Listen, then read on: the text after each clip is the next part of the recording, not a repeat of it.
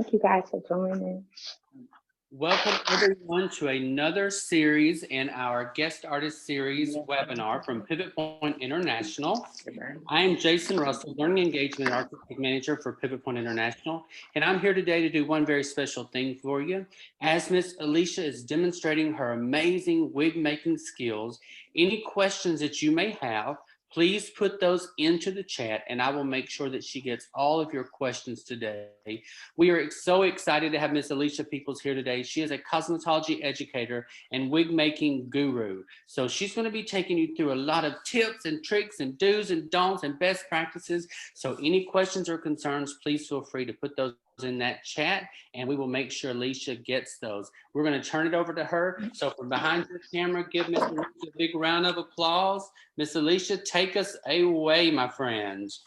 Hi guys, thank you guys for joining me. I appreciate you guys. I appreciate Pivot Point for the opportunity, and of course Oval School for the opportunity to teach this class on this platform today.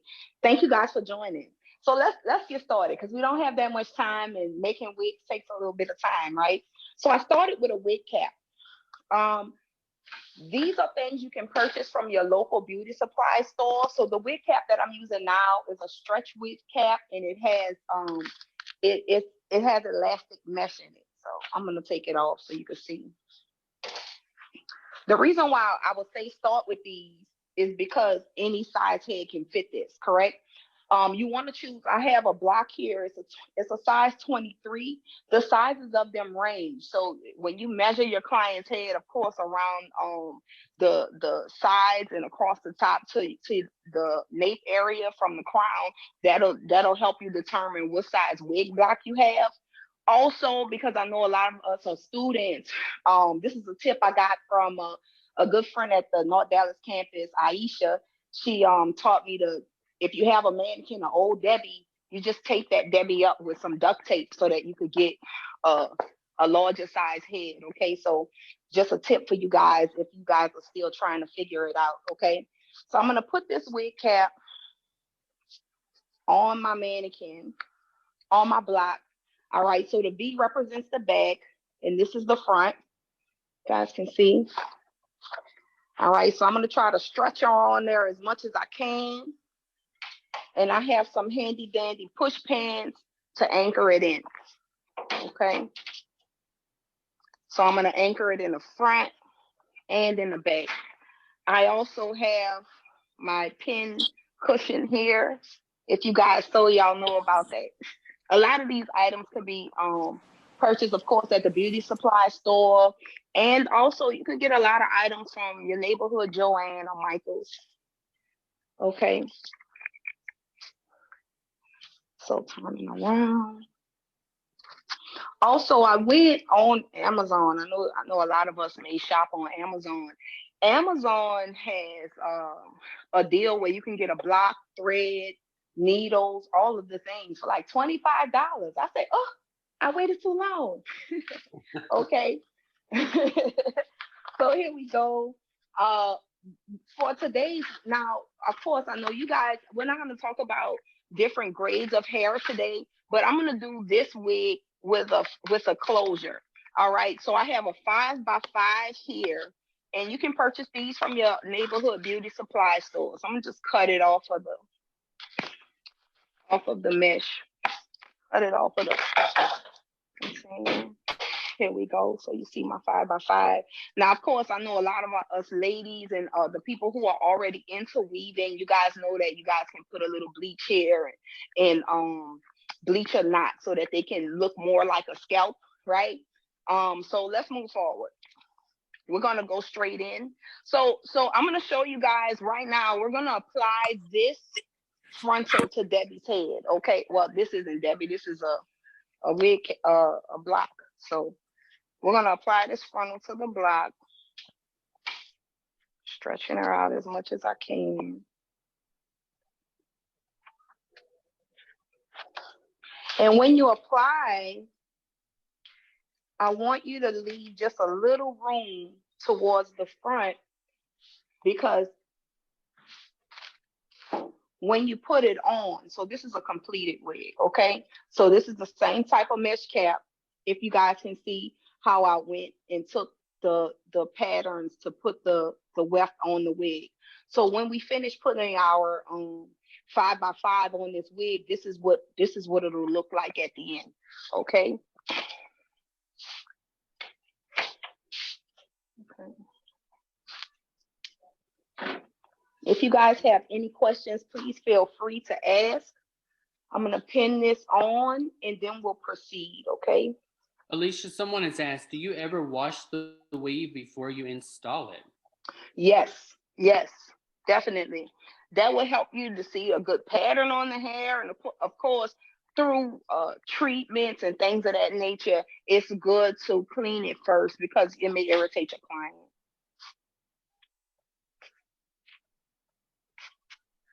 Definitely. And of course, and you guys know the proper process when you clean and weave. You want to follow the hair with your fingers, and it's not like a real scalp massage. Okay. So I'm going to anchor it on. And the way that I'm anchoring it on, if you can see, I want you to come just a little closer. I'm going to anchor it on with the hairline extended past the cap. Okay? Because this our baby thing. All right. So I'm going to anchor it. Pardon me, anchor. All right. I have T-pins for this, but I utilize these push pins in this opportunity because you guys can see them better than the push pin. So I'm coming around and following the shape of the head, and I'm going to put another push pin because when I sew this down, I want the thread to be as close as possible so I won't get any snags when trying to comb or style my wig. All right. So as we sew through this, we're going to just sew around the needles. Okay, same thing on the other side. So I pre-threaded a few needles. If you guys do weaves or sew-ins, you know pre-threading is important. It saves you time. So normally I will probably have 10 needles ready for me to just start sewing and roll with it. When I measure my length of thread that I'm going to put on my needle, I measure for the length of my arm. So I stretch it from my chest to the length of my arm, and then I double that up. Let me thread a needle for you guys just in case we have some students online that are unaware. All right. Okay. So here we go. Look, my eyes used to be better than this when I was young, okay?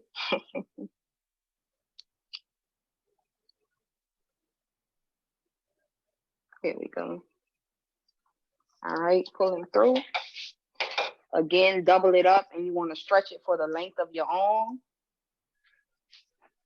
2 times.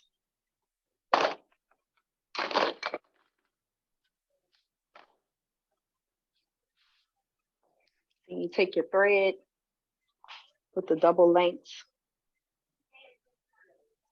line them up, wrap them around your finger, like such, like so, and then just roll your finger, and it'll help the knot be created. See? There we go, knot. All right, so we're gonna roll. So now that I have this safety pin on, I'm gonna comb this portion because I want to make sure I maintain control of this section while I'm anchoring it down. You guys can continue to ask questions. We are available to answer, and hopefully we get enough information to you in this class so you can make your own wig and have fun with it. You know, I would say find places where there's hair on sale and just dabble a little bit. You're going to learn something from every time you do it, and what you have to do is analyze your outcomes. I have a is closures the same as frontals as well? The way you apply it and sew it down like 1 inch, a little closer above in the front, pull it a little front in the front, like you did this one. Yes, Most ma'am. definitely. Most definitely. And the difference would be it would be half of this now. Instead of just small portion, you would be sewing pretty much Okay. half of the wig cap. Definitely. Great question. Thank you so And much. always, I know some people. I see some hairstylists. They don't like to sew their frontals down. They sew the brundles down first and then do the frontal. What do Hmm. you prefer? So me as a stylist, I, I continue to research, and that's what I love about. I definitely love that about the internet. But myself, I'm a visual learner. So when I look at people's hair, I'm like thinking, I'm like, oh, so this is what they did, you know? Uh, myself, I use bands if I'm doing a sewing, because what you're speaking of sounds like a sewing and not a wig. If I'm using bands, uh, I would put my frontal on first, and that's and again, like you brought it up, that's a preference. So I would put I would sew two bands here, like how this little band is on this wig. I would sew those bands in that section, and then I would put it on and then do my sewing on top of that, so everything could stay tight. I hope I answered your question.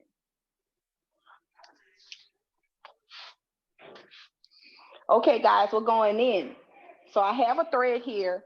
We're going to anchor this frontal onto this wig. So again, remember I told you I pulled it a little past where the wig cap actually is, because we're going to cut this off. Remember that this portion is going to get cut off, this lace here. All right. Because I have a knot at the end of my thread, I'm going to start to sew. Let me come up just let me come upstairs a little bit so y'all can see. All right. I'm gonna start back here in this area. Then I'm gonna come to the front, and then I'm gonna come double back. I don't want to have a hard knot in the front of my 4x4, or this is a 5x5 in the front of my hair piece. So I'm gonna put my thread in. So I've gone through my cap, through the frontal, through the cap, and I'm on the very edge, if you can see. All right, come through. I'm gonna open my thread so I can make sure I secure it. Bring my thread through.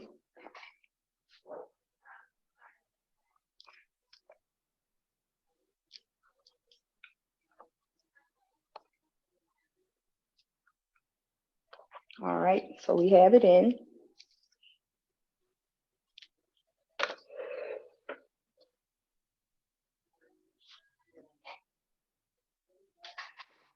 Okay, and then I'm gonna proceed.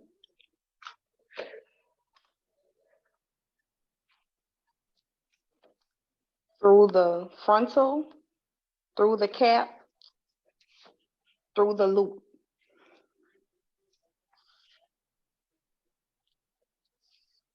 I'm using a knot stitch to assure to secure.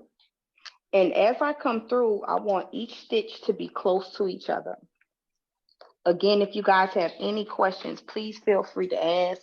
And we appreciate you guys for being a part of this class today. All right, coming through.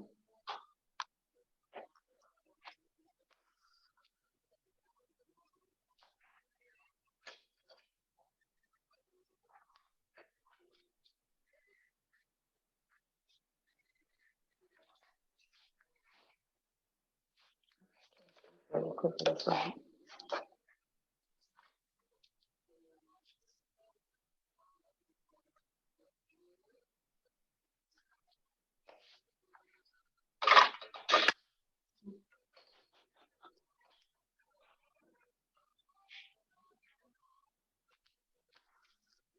As you can see, when I pull through, I hold the thread to my left and stitch with my right to assure that I knot the needle. I knot the thread as it comes through. So here I am by one of the push pins, and I'm just gonna sew around it and then pull it out later.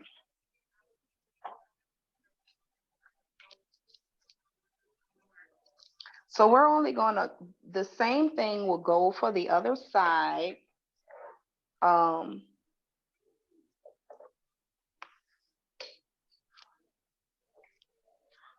And so people ask me, how much income can you generate from a wig?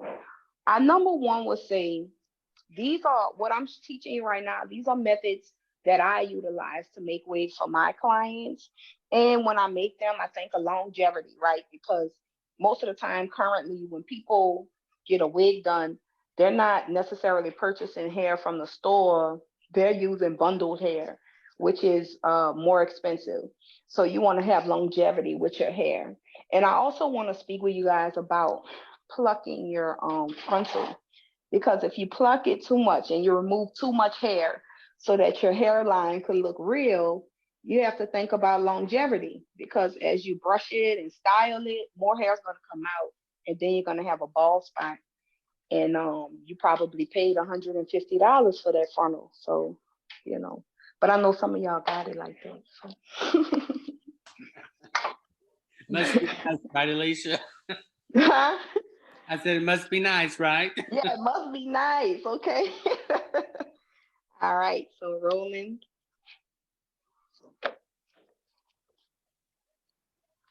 And again, if you guys have any questions, please feel free. I'm using a hook needle. That's my favorite kind. Also, I went on Amazon and I got several boxes of needles, like large curve and small curve. I like to use the small curve when I'm adding bands or I'm doing any type of accessories on the wig. So when I say accessories, I'm saying some people like to have a band. Some people like clip-ons. So it just depends from your consultation with your client what their lifestyle is like.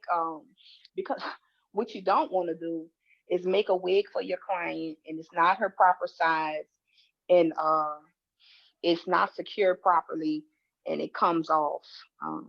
That has happened to a lot of people. So educating your clients about properly anchoring their wig is definitely important.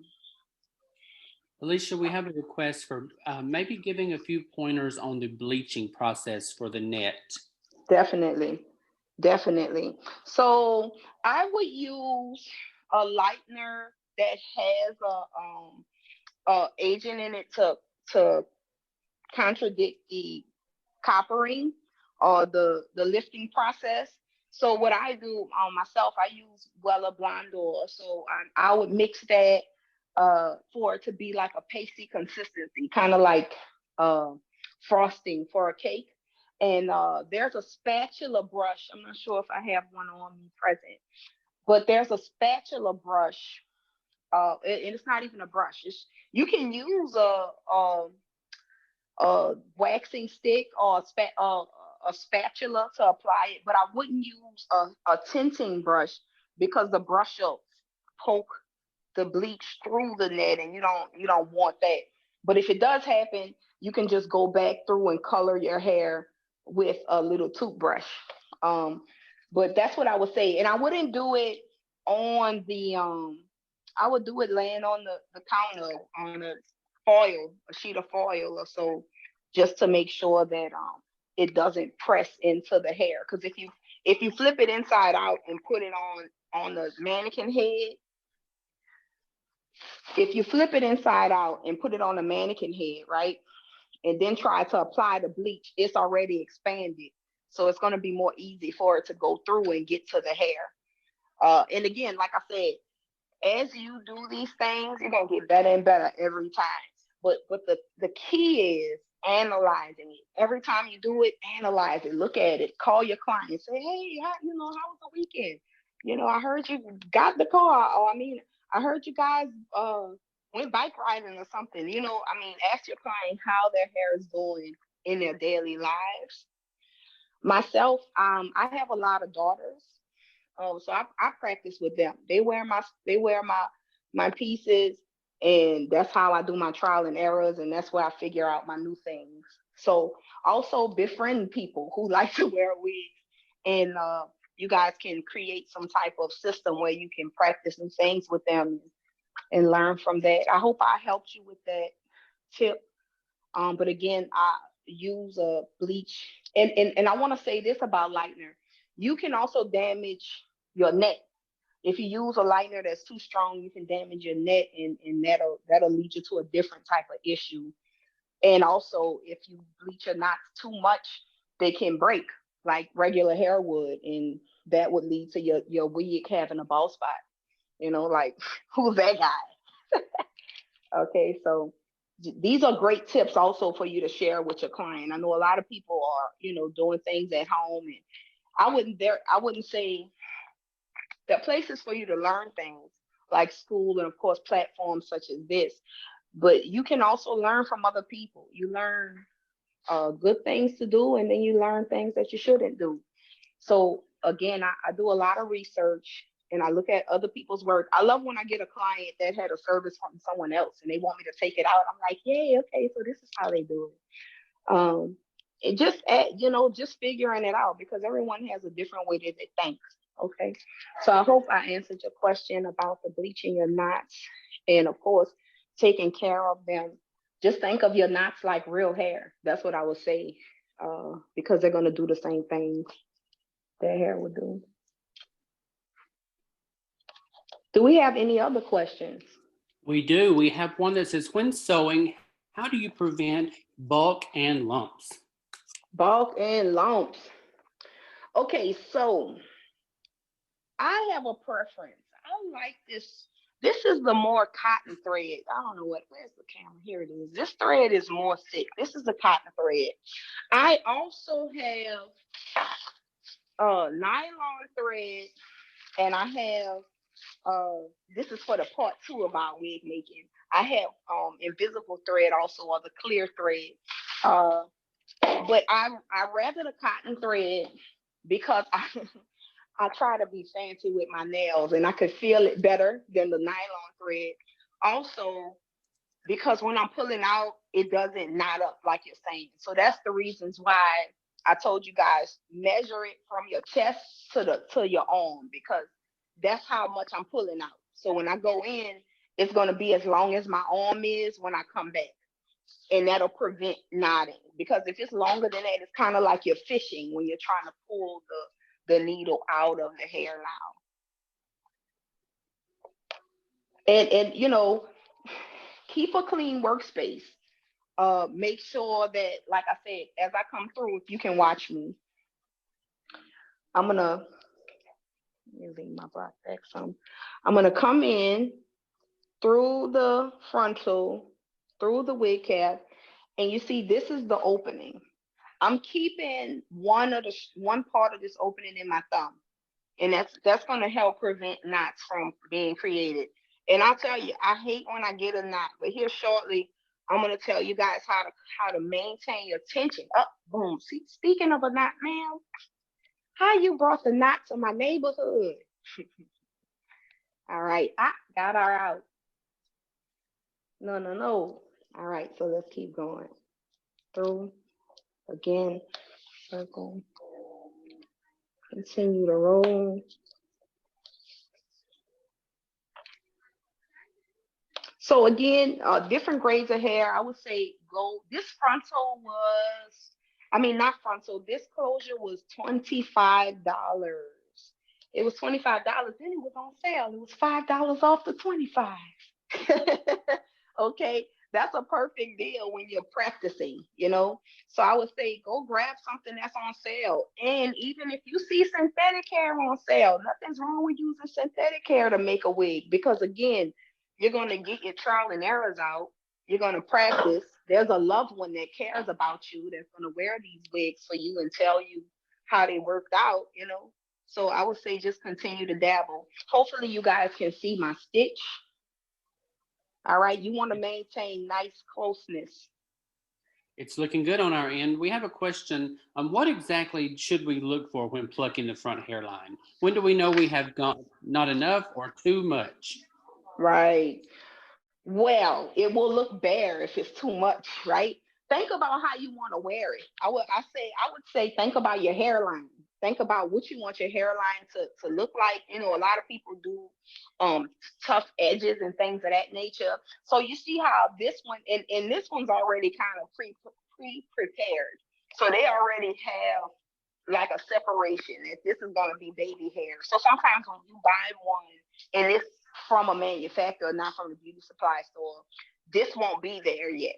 So then you would separate a small portion on depending on your style out, depending on what you want to look like. And then you would, of course, you've already shampooed it because we spoke about that earlier.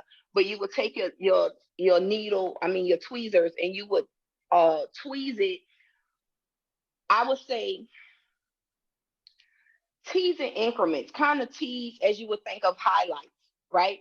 You take a 1/8 of an inch, and then you tweeze that, but then you have leave out, right? And then you tweeze some more, because if you tweeze and just tweeze in one spot, you're gonna overdo it. So I'm saying kind of stagger it, like have a spot where you're tweezing out hair to take out density. Just think of it like you're texturizing. Ha, that just came to me. That was a good idea. I hope I was able to answer your question. But again, be mindful, because if you tweeze too much, what's the longevity that you're gonna have, right? Because you're styling this hair, you're laying down your edges, and then with the laying down the edges, just be mindful of longevity. You want to keep your real edges for later, you know.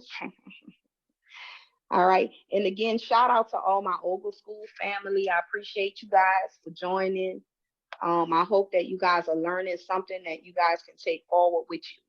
So let's talk about pricing a little bit.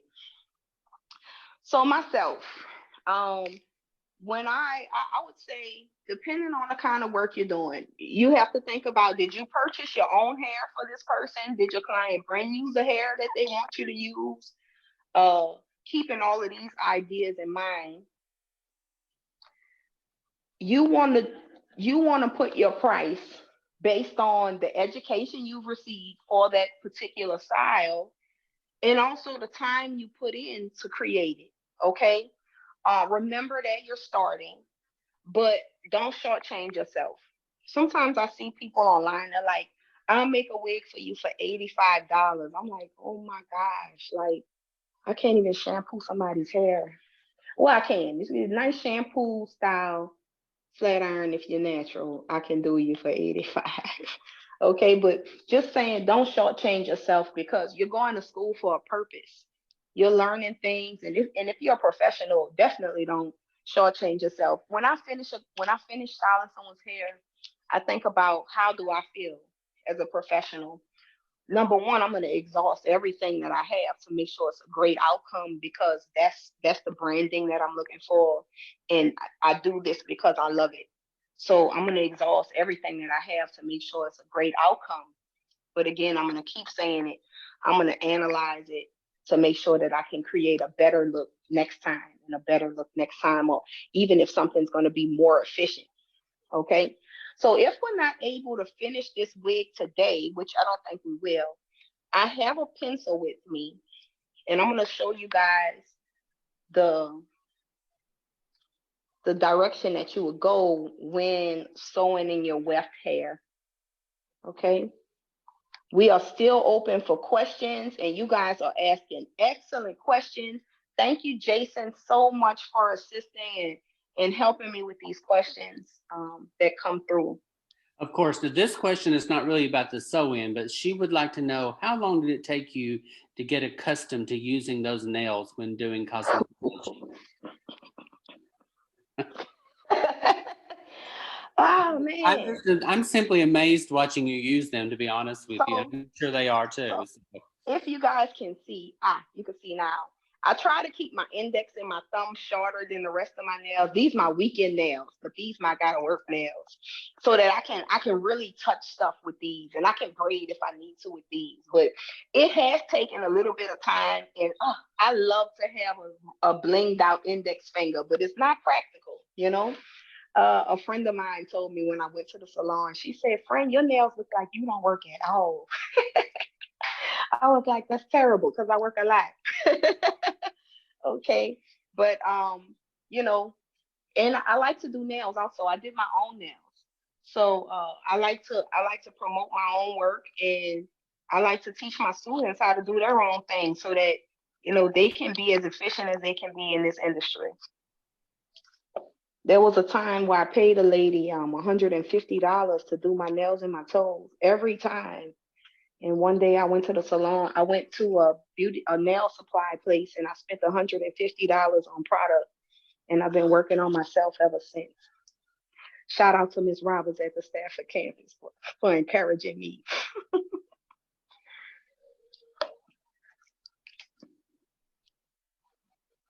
All right, we're coming to an end, and I'm not gonna knot it off at the end. I'm gonna come back up, but I'm gonna make sure I get all the way to the very front. I'm ready to take that needle out.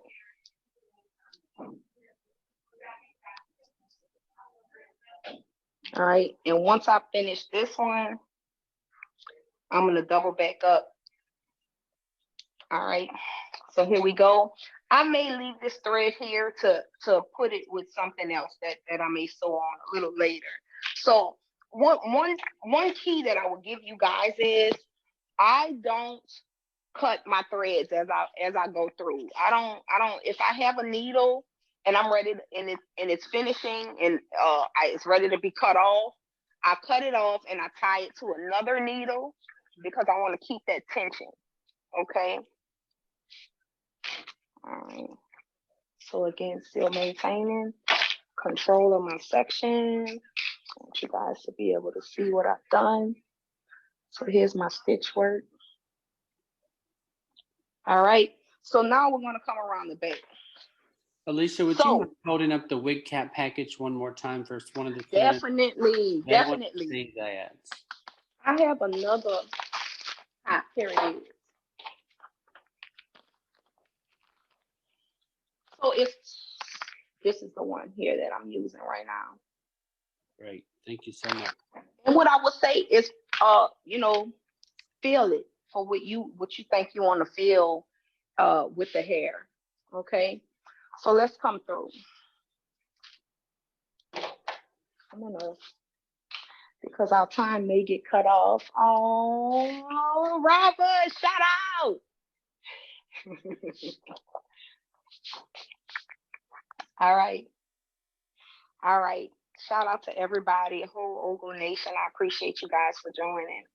Okay, so here it is. I'm going to try to draw a pattern here for you guys so that if we get cut off, you can still have something to go with. And then y'all can make your wig. I'll say this. Depending on the length a person has, depending on their if it's a frontal, is it a closure, I may have a price point of $350. Okay, and I'm gonna come in. That's me doing your consultation. I'm sizing you. Of course, you're gonna pay a deposit at that point. And you brought your own hair to me. Okay, because when you come back, I want to put it on. I want to style it out. Okay, when you're doing these things, you want to remember that your client won't come to you as often as they have been because you've made them a head of hair to wear without you. So keep that in mind, okay? You're about to shock your own pocket because your client not gonna come as often because they have a wig now that you created for them, okay?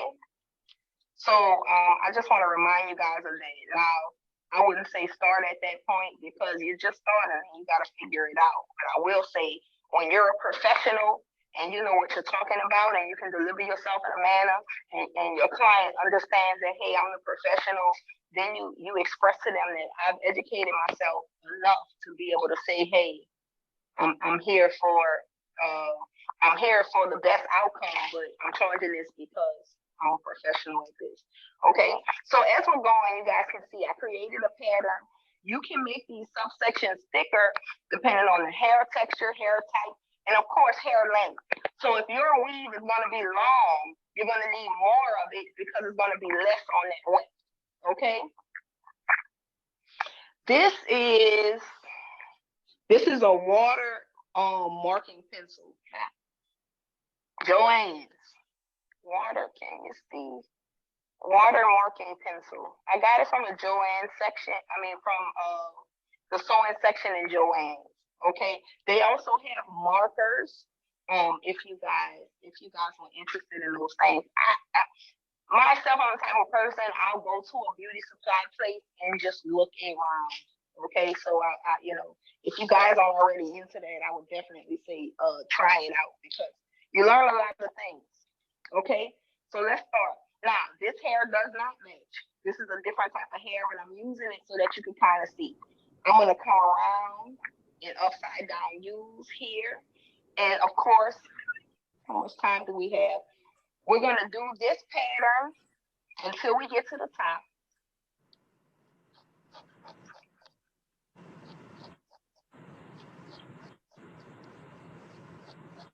Okay, and when you get to the frontal, you want to make sure that you anchor the weft in the frontal very secure. Okay, that you bring this weft right up to your frontal. Okay, but we're gonna start in the back.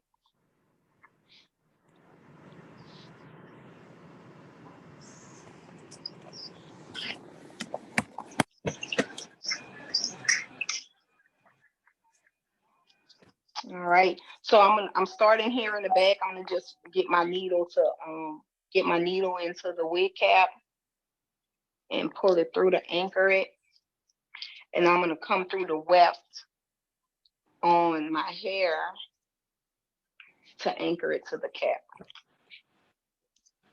All right, come back around and come through to anchor it.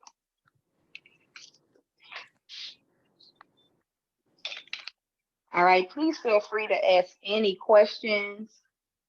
And again, there are so many ways to make wigs. This is just the way that I do. Okay, so I hope that you guys learn something from this, and I hope you guys are able to create a wig of your own. And if you have any questions, you can email me at apeoplesovoschool.edu, and I don't mind assisting. All right.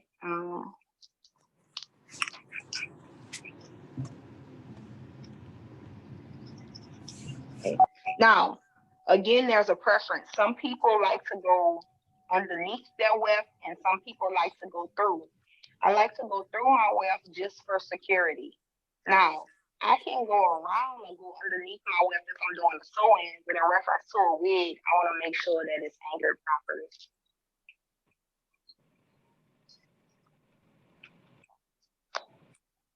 How are we doing on time, Jason? You have about 20 minutes remaining. All right. So I do have a question here for you. It says, when making wigs for others, is it best to get their measurements? If so, how would you go about getting those measurements? Oh, most definitely. Look, as I scramble to find my tape measure that I can't locate right now. So if you're going to measure your client, you're going to measure her from the front hairline to her nape.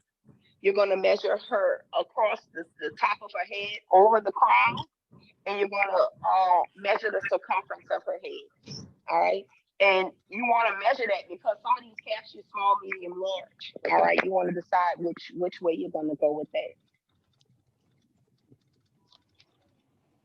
Awesome. All right. Alecia, just so that you know, we did put your apeoples@ogleschools.edu into the chat for anyone who needs it, because several people have reached out to see if they can get online private classes. You may start a new side business.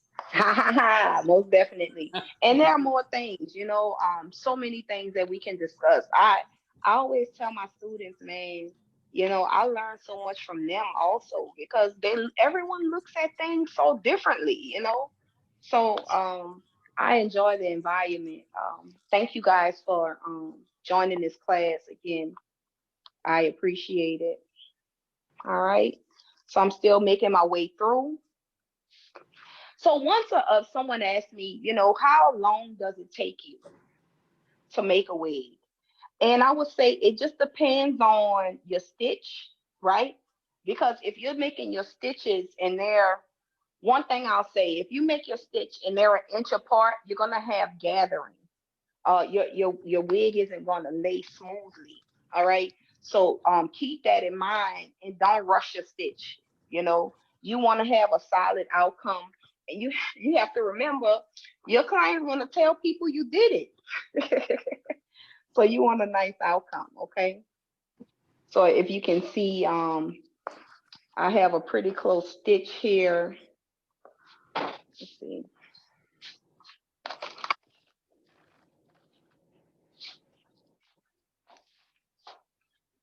Yeah, like I maybe 1/4 of an inch in my stitch.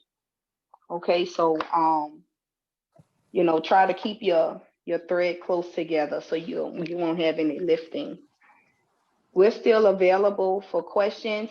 And I want to say, you know, a lot of people like to glue down their lace fronts, and it hinders the hair. It is causing hair damage. Okay, so right now I'm gonna cut this weft, and I'm using regular scissors, not my shears, not my hair cutting shears, because I don't want to dull them. All right, I did not cut my thread. I only cut the hair. I'm gonna sew it one more time just to anchor it, and then I'm gonna proceed. I'm gonna move this same thread up. I'm not switching threads. I'm gonna move this same thread up, and I'm gonna start again from the opposite side and anchor this and follow the same pattern. Okay, through the weft. Let's cut some of this off.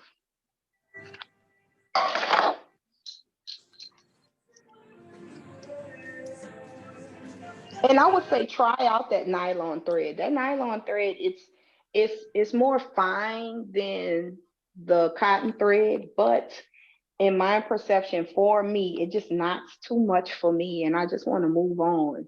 So I always go back to my regular cotton thread because it's more efficient for me. But I would say that's my preference. You guys try it out.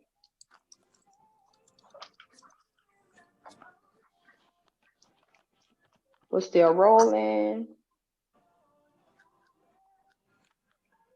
So Alecia, the distance between those two wefts is approximately how far? I was going for 1/4 of an inch. So between the first and the second weft, are they also 1/4 of an inch? That's what you're asking. Okay, yeah, definitely. Let's see.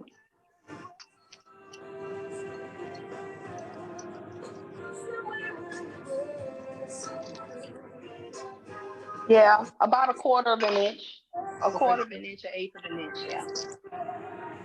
And as you want to think of that in reference to density, how much, you know, if your hair is really long, you're probably going to go ahead and need to put them closer together for more density.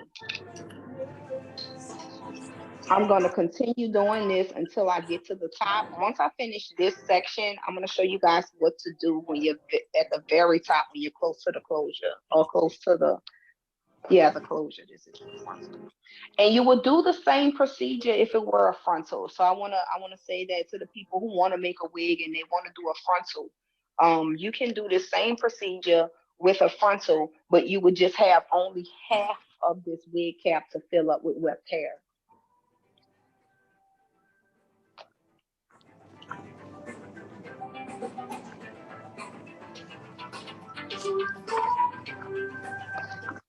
Nice having a little music in the background. Lord, I'm like, that's some good. Hold up. Do you always use the cut method of weft, or do you ever fold them back? I like to cut my weft. I've had clients that like me to fold their weft. And when you fold the weft, that's basically to save the hair. But it creates another thing for me to try to make it smooth. And different types of hair have different types of weft. So if the weft is really fine, then yeah, you're gonna be good doing that. But if the weft is kind of thick, you're gonna have more bulk, and then your wig's gonna look wiggy.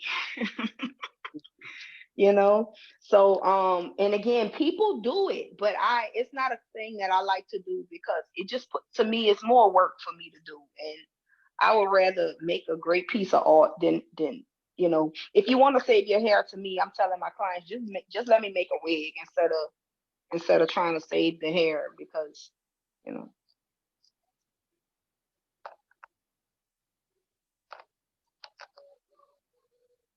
And going through the weft is pretty sturdy. You know, that weft is really thick, so it takes a little time.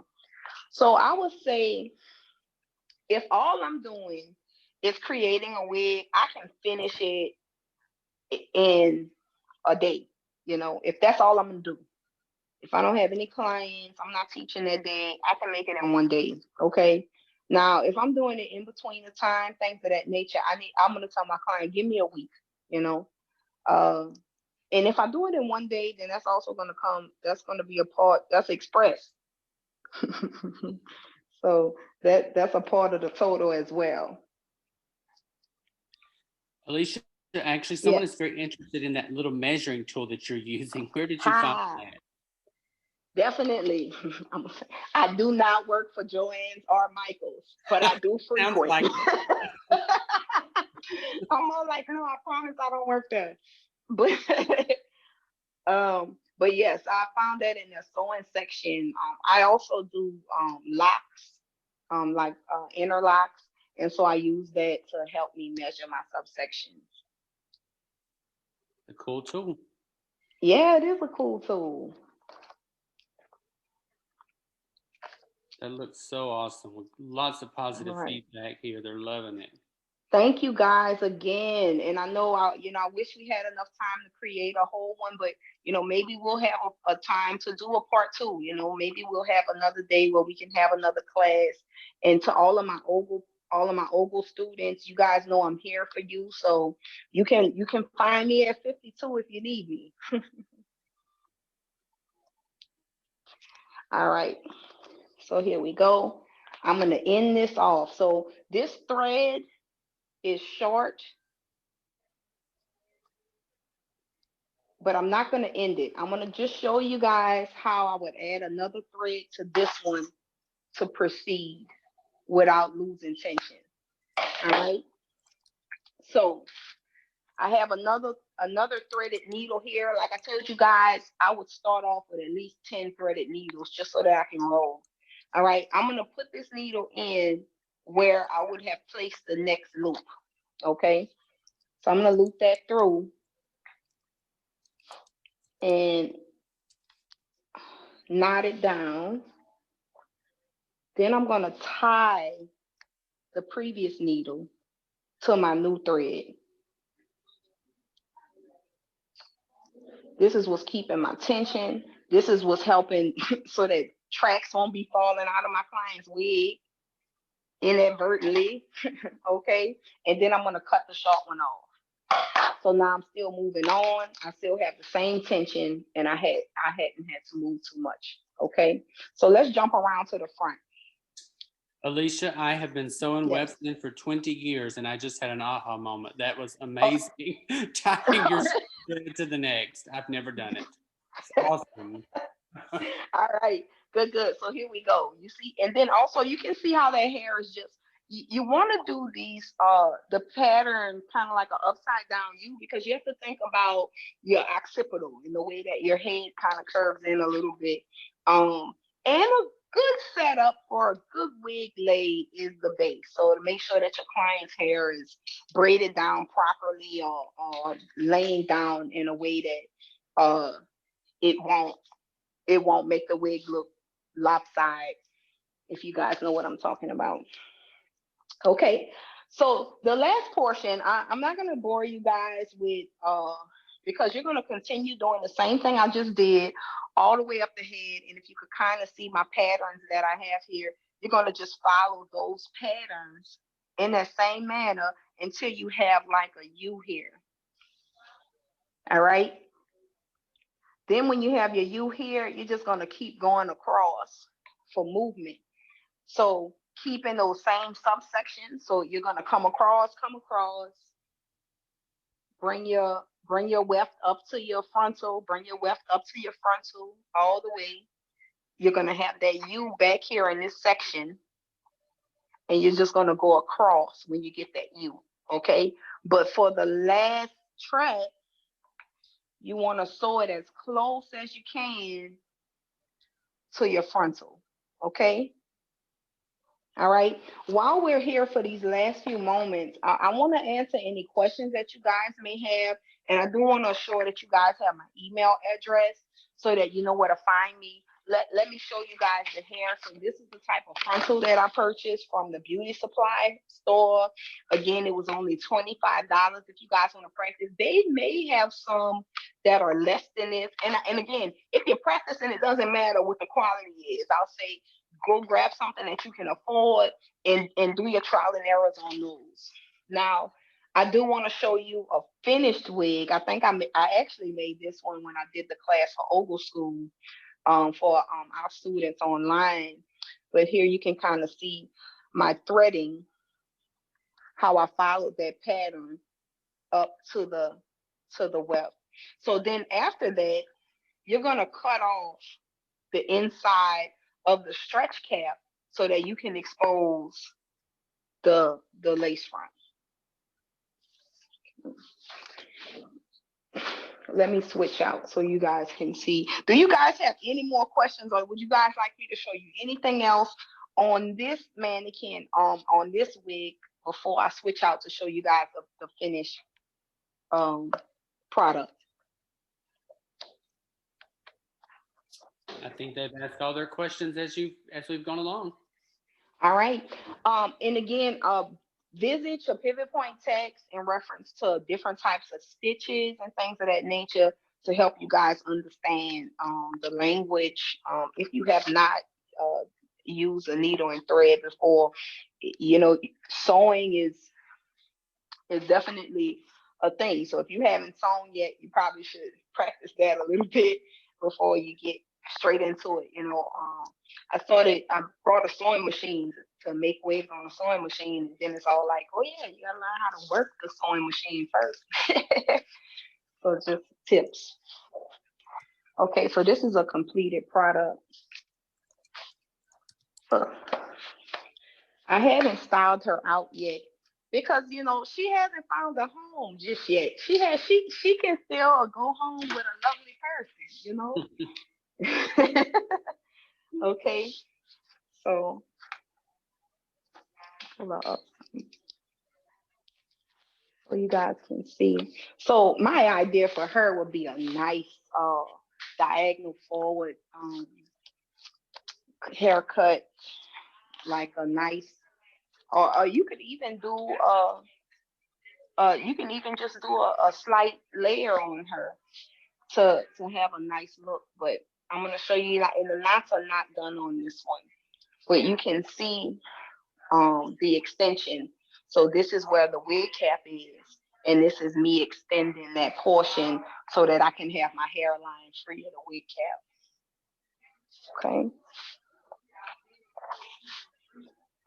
And again, your client can have a middle part, or you can slide it to the side and have a side part if you would like. All right.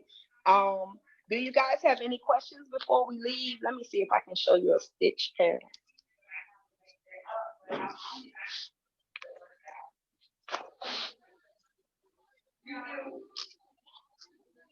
So these are my stitch patterns from the back. You can see. I can't remember how long this hair is. But this was bag hair, so this isn't bundled hair. And I would say another thing too. You know, if you're gonna flat iron your hair a lot, try to get textured hair, you know, because it'll withstand those flat irons a little better. And if you're gonna have hair that's left out, or if your client say you make a U-part wig or something for your client, have them get a textured hair that's closer to their natural texture so that it can match. So normally I don't glue down my clients' edges, but if I do, this is one of the brands that I have. There's another brand that I can't think of the name of it right now, but there's a YouTuber that I follow, and he does lace fronts, and he's promoting it's more like a gel.